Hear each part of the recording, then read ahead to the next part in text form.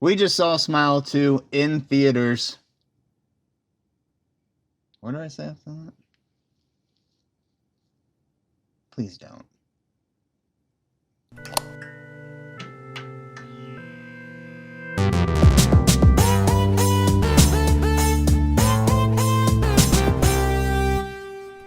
As always, we're going to start off with our spoiler-free section, and then we will let you know when we go into the spoiler section with our warning lights. Well said. Well done. First try. No, it's not. He's growing up. I've done it several times. Growing up. He's a big boy now. This time, we used our brains, and we brought our handy-dandy Notebooks.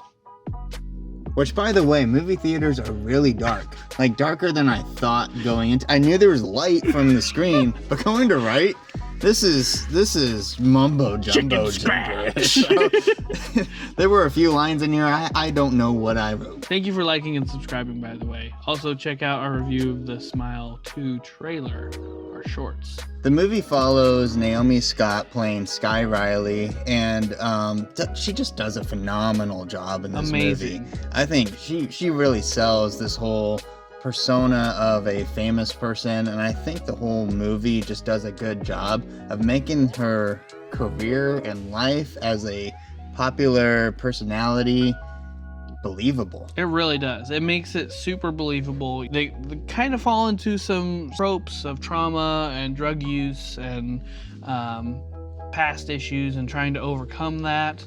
But it really works with the story, and it really works with how they're portraying everything going on around them. It's just very cohesive and well thought out. And to quick touch on Sky Riley, there's Sky Riley and Paul Hudson. They're like the two famous people in this movie. I just want to mention that I think those are two fantastic names for famous people, because I believe that those are real people today. It just sounds like famous people names. It sounds memorable. I just thought that was a great detail that they did there. Yeah, Paul Hudson is played by Ray Nicholson, who is Jack Nicholson's son. Fun fact, you can only get here.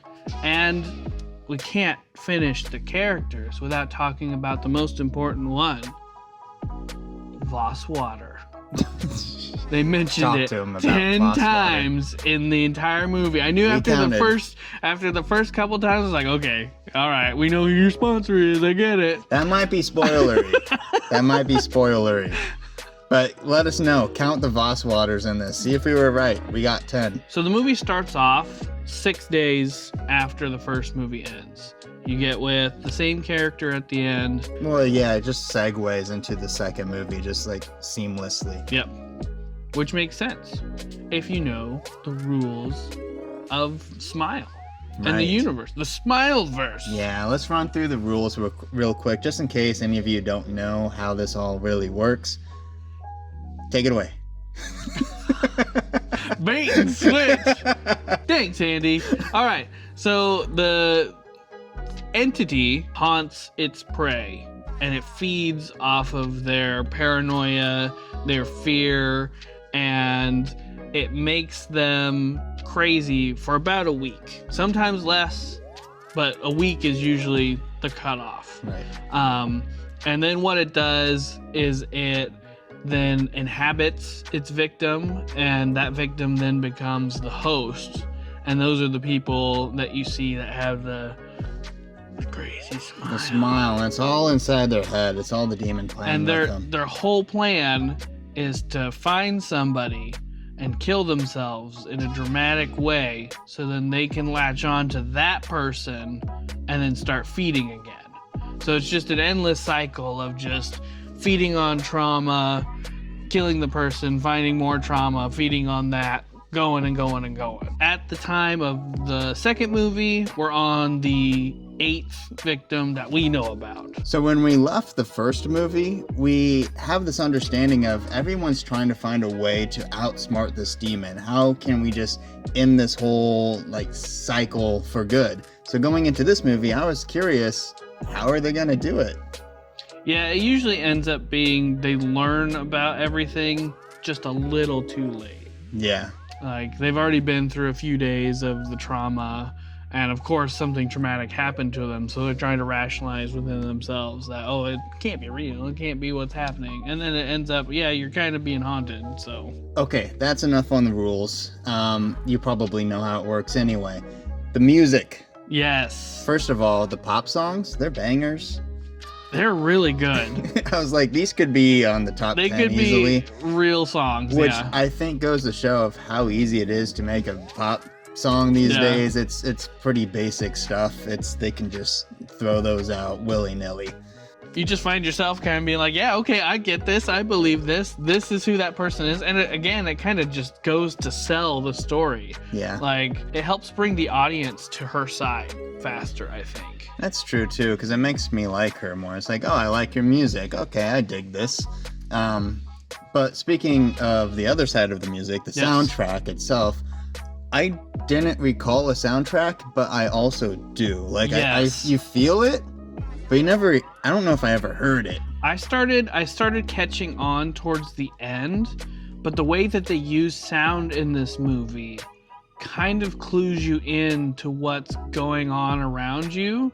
And I can't mention more without spoiling it, but sure. It gives you a physical feeling about what's going on. Yeah, so I think it's done really well. It's done very well. There's a lot more gore in this one than the first one. There's a lot more gore in this one than most movies in general, to the point that I started to feel uneasy, and also to the point that it was literally my second note on this thing in the movie that I already wrote down gore. And it just continued. There's a lot of gore in this movie. The special effects are extremely well done. It was really cool. Talk about the jump scares then. Talk about the jump scares. There are jump scares in this movie, but they make sense. They don't overuse them. They don't overdo it. Yeah, I think jump scares, I'm sure like most people probably think this way. It's kind of just a cop-out, cheap way to scare people. But every jump scare that was in this movie had like a transition to it. So it's like you expected it, but also didn't expect it at the same time. I don't know how to describe it. You just have to experience it. Kind of like the music. You just got to experience this. So the real question, should you or should you not see Smile 1 before going to see Smile 2? Yes. No. I don't think so. We strongly disagree. We're very much on opposite ends on this, and we have talked at length. So we're just going to give you just a quick rundown. Start with why you should see it. I like it. Your turn. I don't think it's necessary. Like, you learn a lot of the same things that you do in Smile 2. There's nothing in Smile 1 that you don't learn in Smile 2. And I agree to that. We both agree that Smile 2 is the better film. And with that, recommendation time. I beat you to it. I recommend. Okay, cool. Yeah, I recommend it as well. It is the better movie compared to the first one, so they stepped up their game. I was skeptical about the whole, celebrity scene and how that's gonna work, but it wasn't your typical glamorous celebrity scene or whatever. You just saw her working her normal life, having to show up to these practices and show up to these meet and greets. It's not cheesy. Yeah. It doesn't spend a whole lot of time just making you roll your eyes and like, oh my gosh, it's really just these horror tropes again. It's really captivating, really interesting to watch. Keeps you guessing.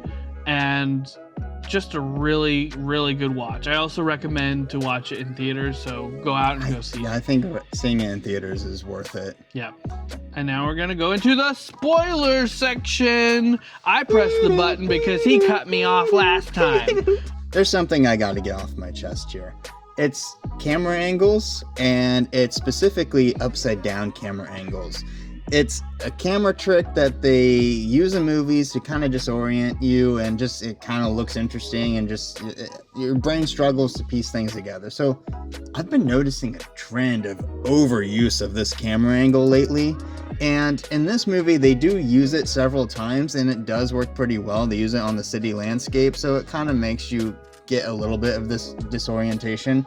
I want to just segue and point out that if you go watch our Long Legs review, We just watched that movie recently starring Nicolas Cage.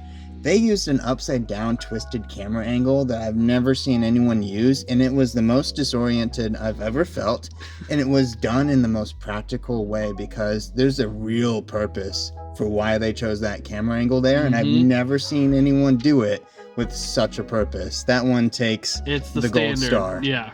And so seeing these upside down camera angles, I just want to call it out because I think we're going to see more of a trend of this and an overuse of it. They were well done. I just want to call it out for future horror movies. Calling it here. Clip it. First off, I just want to say that the title card for the movie, the screen that comes up that says Smile 2, was really cool. It was cool. Not a lot of movies do that. It's a better Joker 2. There you go. Review right here. It was really cool. Now that we're in the spoiler section, I think we really need to talk about how, especially in the beginning, this is a very, very similar movie to Smile 1. Yeah. And yet, I'm not upset. But I should be. On paper, I should be really upset that this is Smile 1 again. Consider this. In general, it kind of is the same exact movie as Smile 1, the pacing, the layout of it. And so if you were presented that on paper and you were saying like it's pretty much Smile 1, the only difference is that the 3/4 of it was all fake instead, that sounds terrible. Yeah. But this works so well. It adds another layer. Like we said before, the situation is so believable. You go in and you're on Sky's team. You understand the world that she's living in and the circumstances that she is in. And you start to feel every single bit of that weight on her shoulders. And then you add the smile demon or ghost or whatever we want to call it on top of that. Demon. And it's haunting the audience as much as it's haunting her. The perspective in this movie is all on Sky. And that's what makes it so cohesive and so fun to watch. True. And following Sky's perspective, I felt like I was her at times. Like I felt her emotions and what she was going through. And a lot of that is just Naomi's acting, just done phenomenally well. Yeah. But the point where I really realized that I was feeling what she was going through was definitely the bathroom scene where she just learned all this information and just having this freak out moment and just breaking stuff and just going through like all the stages of like grief. It just, I don't know how to describe it. They just sold the whole thing so well to me. The music plays a trick on your brain the entire time that this movie goes on. I didn't catch on until the end, so I might need a second watch to confirm this. I'm fairly confident about this. Is that you'll have normal movie music, background music, undertones, things that you're used to ignoring, that they kind of start slowly taking away from you as Naomi's character is being haunted, and it gives you clues as to what's happening in her brain at this point in time, when the hallucinations start versus when they stop. And when they do that, when they start pulling that music back, they start giving you pause in between the musical beats, and then they distort that musical sound, and then it's taken away altogether. And it gives you a very tension, hold your breath kind of feeling. And then the music comes back and you breathe and you're like, oh shit, okay, we can relax for a little bit. But then they slowly start pulling that back and it becomes more and more frequent. And that's really when I caught on, is when we got to the end and it just becomes, thing after thing after thing. And then I was like, I am so tense right now. What is going on? Yeah, this movie had me on the edge of my seat. I felt uneasy. A lot of it was the music behind it. I didn't even realize it, but I was feeling something. And to the performance of Naomi, the music, in addition to that, I felt like I was living it sometimes. The moment that this movie takes the biggest twist on you and starts to really make you guess what the heck you're even witnessing was the moment that Sky Riley kills her mom. The moment I've been waiting for a moment in this movie where it did play a twist on you and like she actually did that thing. That person did actually die. And so when that mom died and they made us believe that Sky Riley killed her mom. Shit.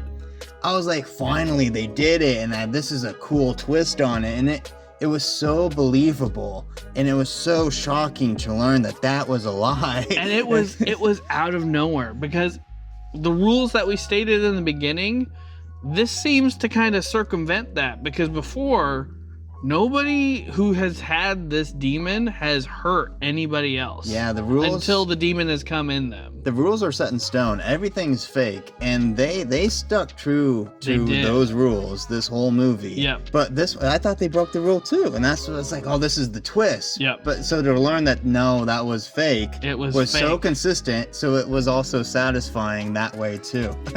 They were fake. Of course they were fake. It double tricked me. I was like, God, it did. what's happening? It pulls a rope a dope. And then her friend. Yes. Gemma. So you talk about Gemma. You get her friend Gemma, which that she's had issues with over the past year, and they've kind of fallen out. Guy is in a dark place and gives her a call and is like, hey, I'm sorry, I messed up. Can you please come help me? And so her friend comes over, and she's immediately like, you know what? We're really good friends. Let's brush it off. I'm ride or die, bitch.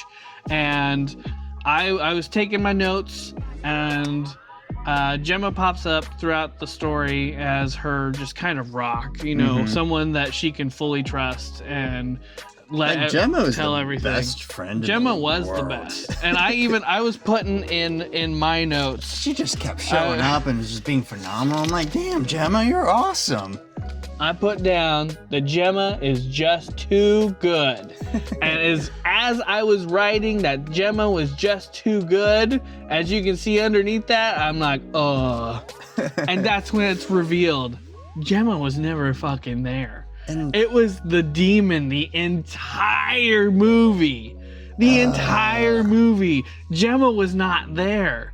And I was not ready for that reveal. I was shocked, but also mad at myself, because at the beginning, Sky left a voicemail to Gemma, and it's like, if somebody's like calling me back, trying to want to like mend like these feelings, I'm probably not instantly calling them back being like, yeah, I'll come over, it's all good. I was skeptical of that, but for whatever reason, I was like, oh, I'll believe it, let's just move on with it. I was so annoyed to find out that it was fake, and I was lied to. And it puts that right in front of you too. They put that right there. It's immediately after she hangs up. Nobody calls that fast. I was like, no, Jenna's just clearly awesome. Oh, it was set up that even when she set up the phone and how they talked to each other, that there was space in between there, that you were expecting like monster voice or killer on the other side.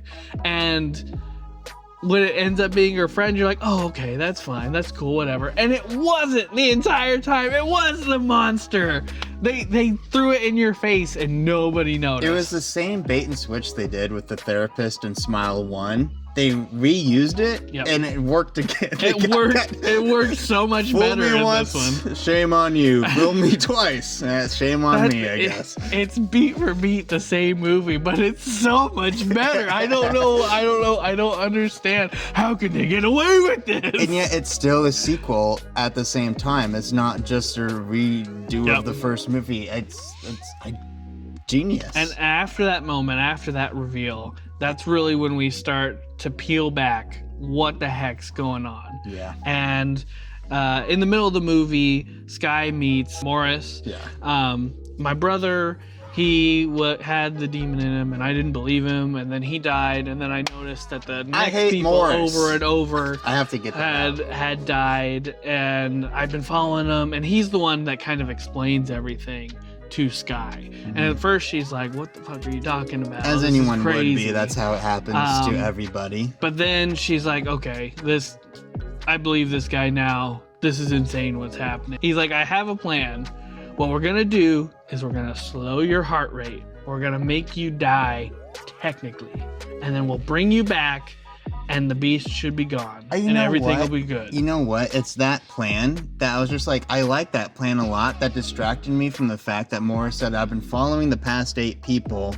And like, I started to think about this. Okay, what does that mean? Because that means you would have known about Smile 1's character going through that, but you never reached out. And I didn't have time to think about that because he came up with this genius plan and it distracted me. I know, like, it does. Oh. It dangles a new carrot. Before I could piece that together, I was like, oh yeah, that sounds like a great plan. Yeah, I don't know what I was thinking about earlier.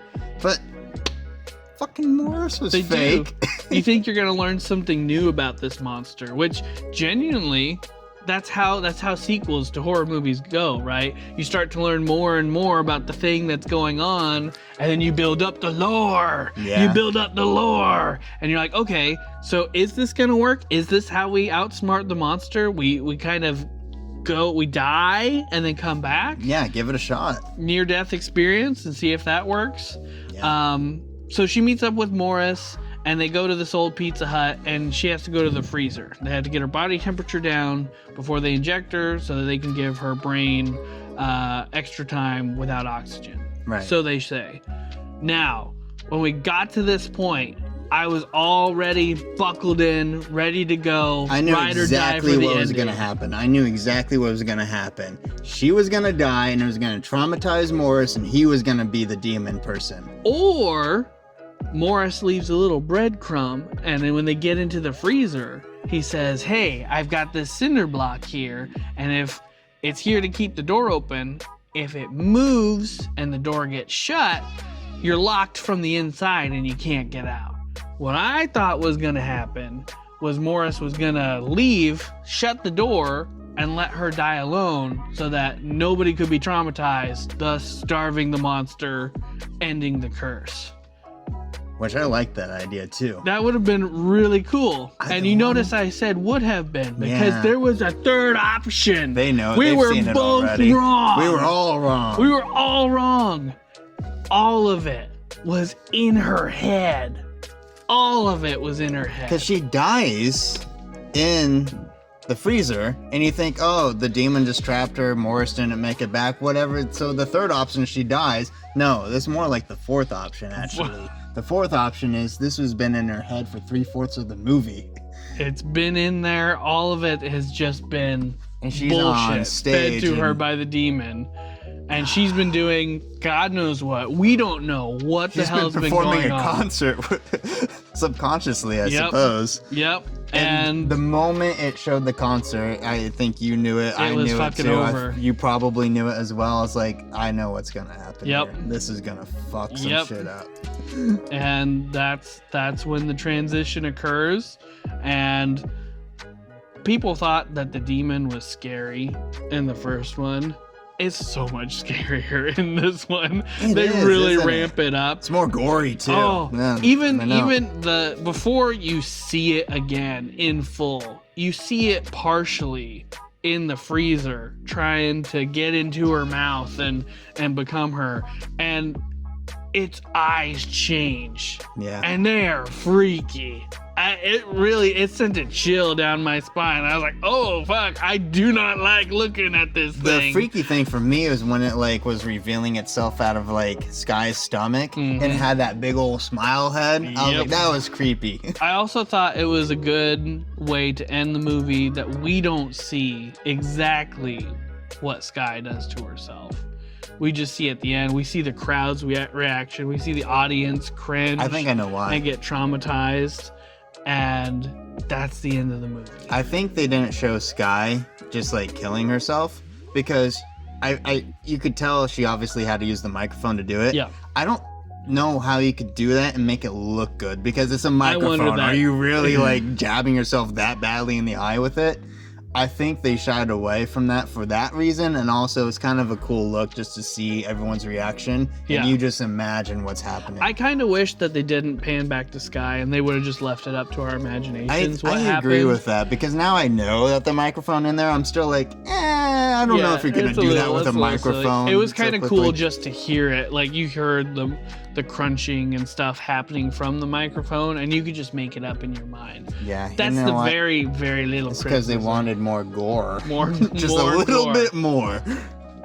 All in all, man, like this movie, I just enjoyed every second of this movie. It was so fun.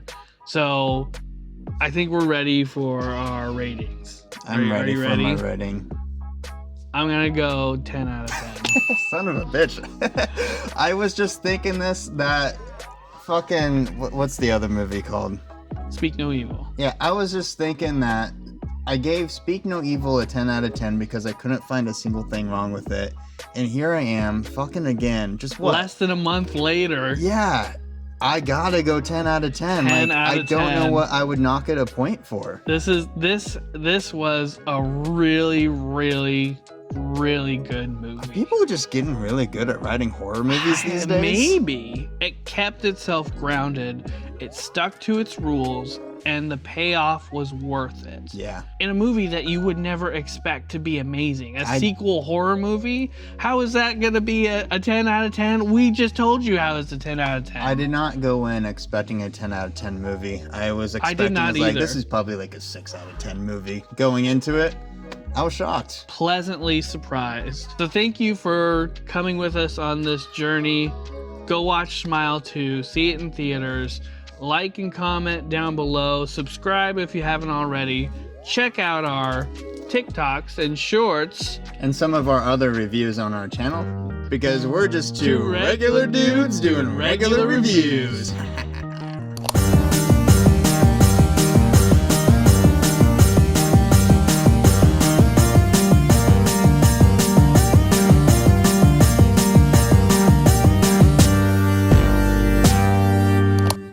First off, I think that the